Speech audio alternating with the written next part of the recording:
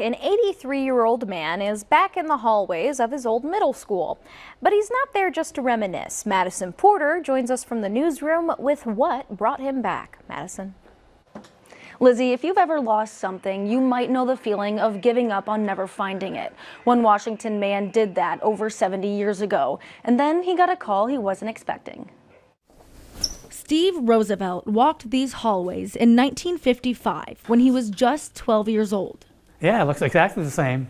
If these walls could talk, they might remember Steve and his friends liked to throw around a baseball during recess. And once the bell rang, Steve had the perfect place to hide his glove during class. These lockers were not here, it was just an open space.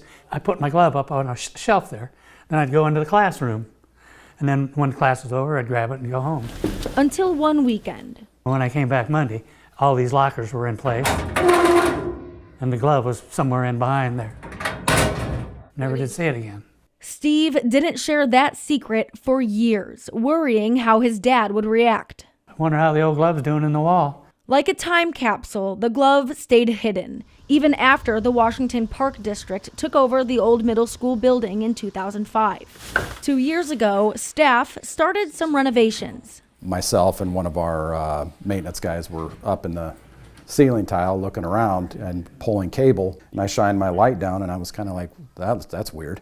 So I just reached down, picked it up, and it was an old ball glove. McMiniman spent weeks trying to find the owner, whose name was written on the wrist strap, but gave up. Until recently, when he decided to pull it out one more time in front of the district's landscaper. I said, "Steve Roosevelt."